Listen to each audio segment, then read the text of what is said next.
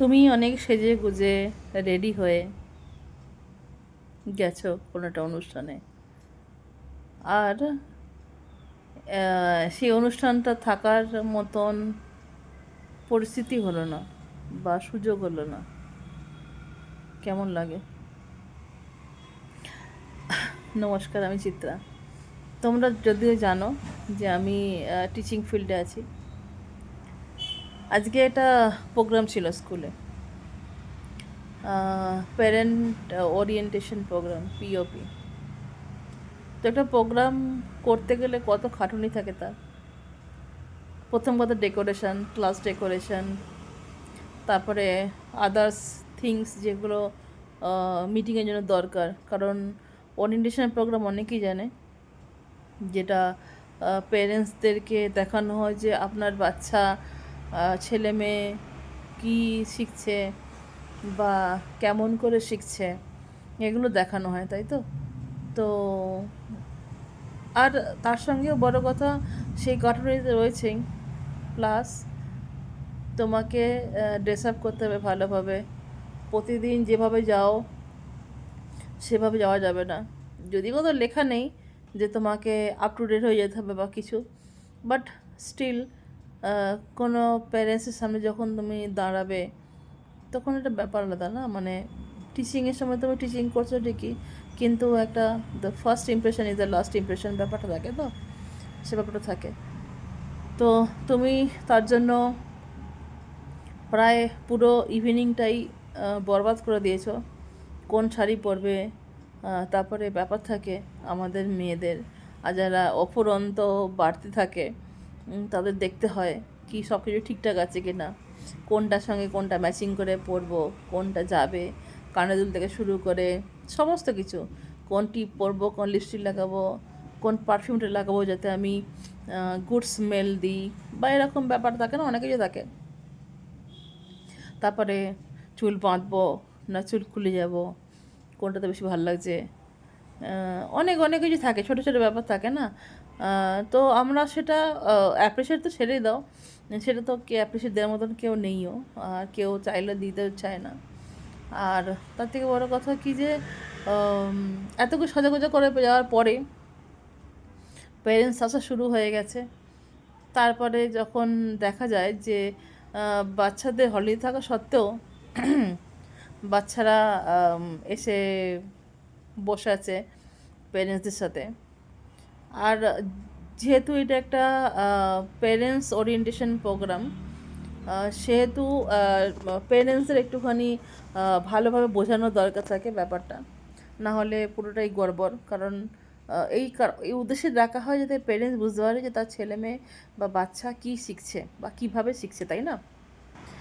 আর সেখানে যদি বাচ্চারা উৎপাত করে, উৎপাদনে বাচ্চারা যদি চেঁচামেচি করে করে, বাচ্চা তো এই জায়গায় বসে যায় পারে না, তো তারা যদি এগুলো করে সেখানে অসুবিধা হয়।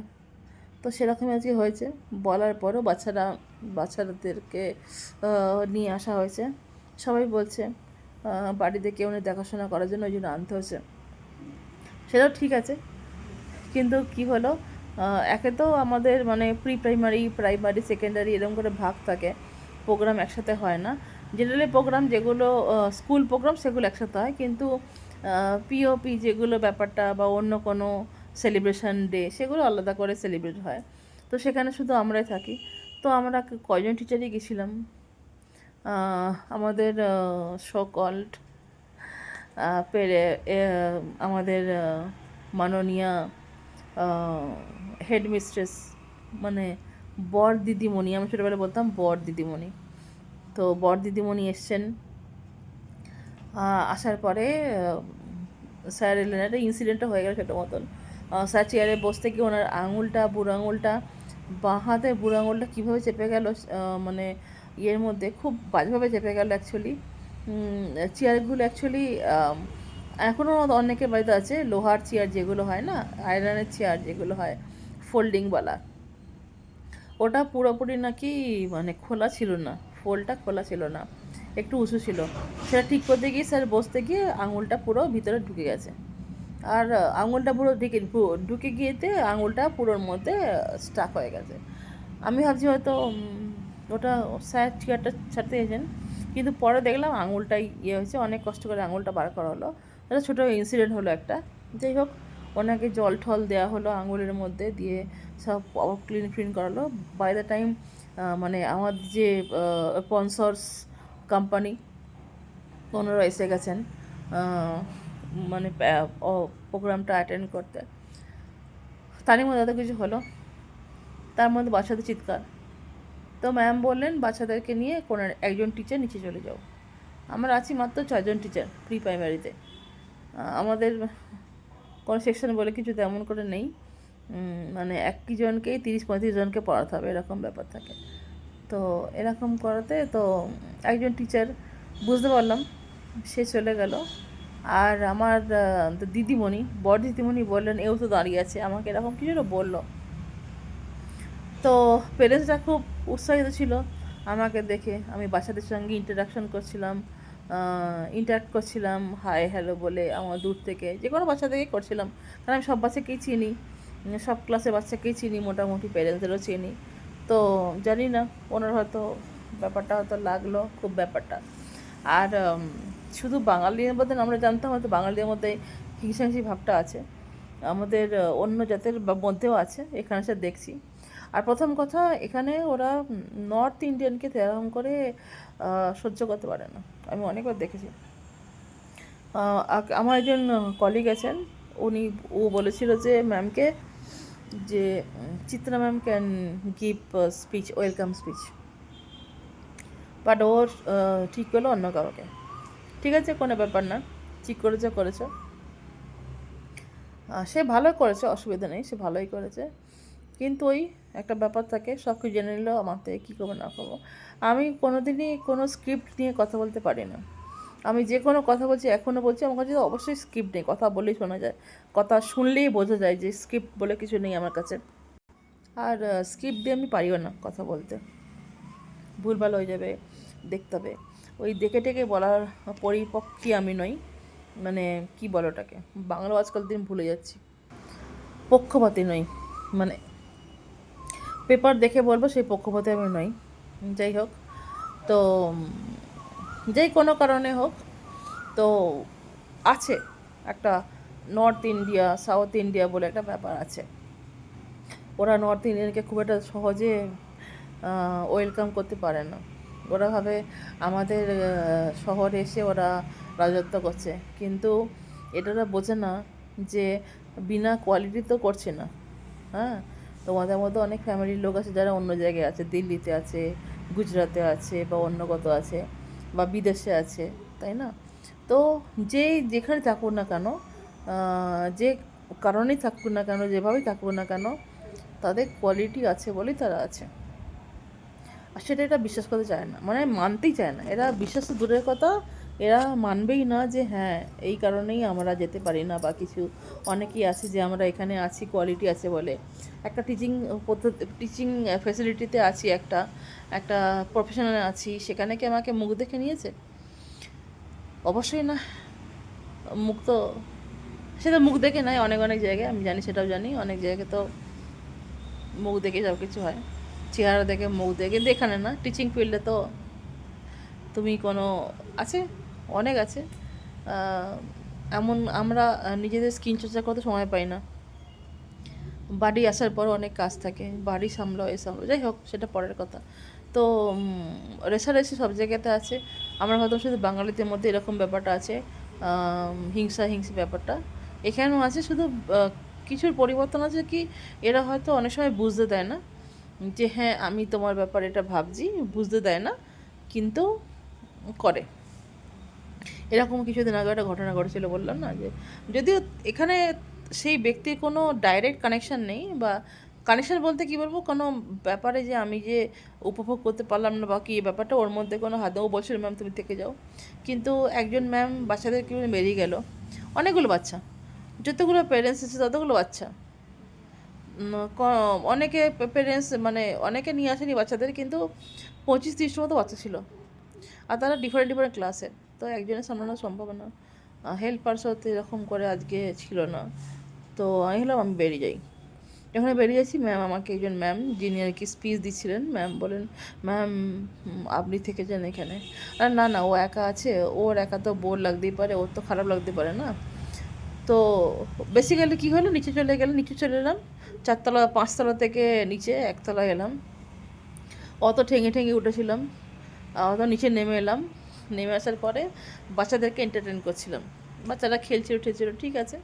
তারপরে পিটিএম ছিল, ওটার পরে পিটিএম টিটিএম করে তারপরে আমরা মানে বেসিক্যালি কী হলো, এত যে প্রসেস একটা 1 সপ্তাহ ধরে ওয়ার্ক চলছে, এটা করতে হবে ওটা করতে হবে, ডেকোরেশন আছে, এই আছে সেই আছে, ছাতার মাথা, ঘোড়ার ডিম, হাতির মাংস, হোয়াট এভার ইট ইস, এত কিছু আছে। তার মধ্যে নিজের সাজ পোশাকের ব্যাপার থাকে একটা, কী পরবো কী না করবো, কীরকম করে যাব, এত কিছু করার পরে যদি তোমার জিরো হয় কেমন লাগে। এটা তো ছেড়ে দাও, প্রোগ্রাম ছিল একটা সামান্য প্রোগ্রাম। আমার নামে যখন ওরা বলছিল, ওরা নাকি বলছিল যে আমার নামে নাকি ভালো কথাই বলেছে, মানে বলতে চাইছে যে আমি নাকি ভালো টিচ করি, বাচ্চারা বোঝে।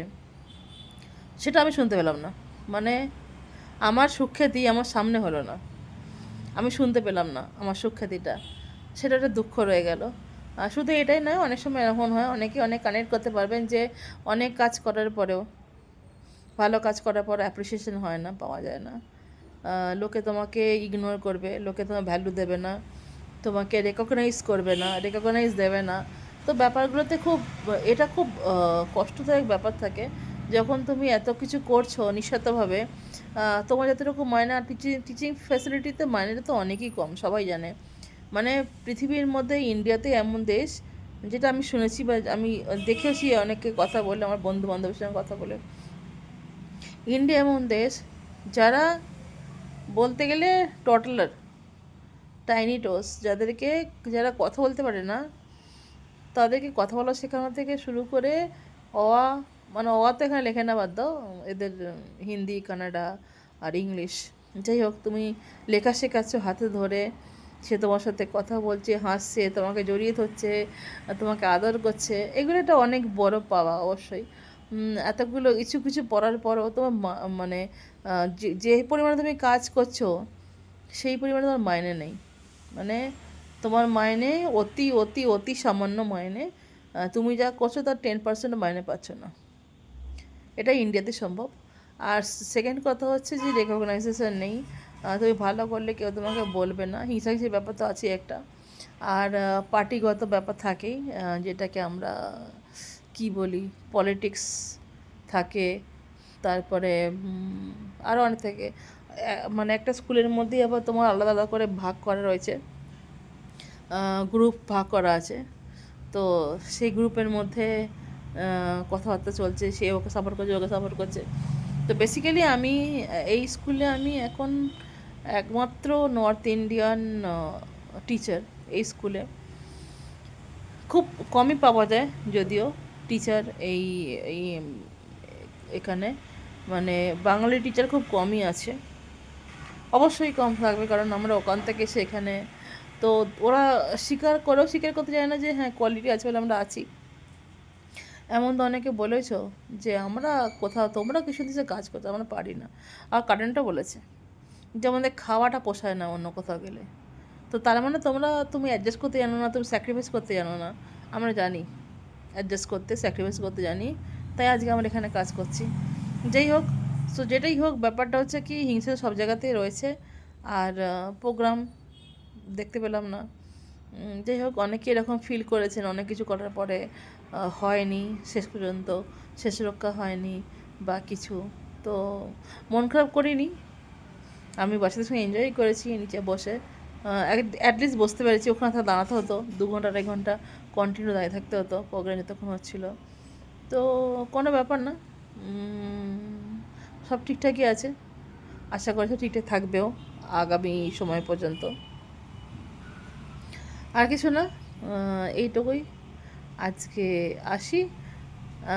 ভিডিওটা যদি রিলেট করতে পারেন নিজেদের মধ্যে কোনোভাবে, একটুখানি ভিডিওটা দেখবেন, লাইক করবেন, কমেন্ট করবেন, আর আমার চ্যানেলটাকে সাবস্ক্রাইব করতে ভুলবেন না।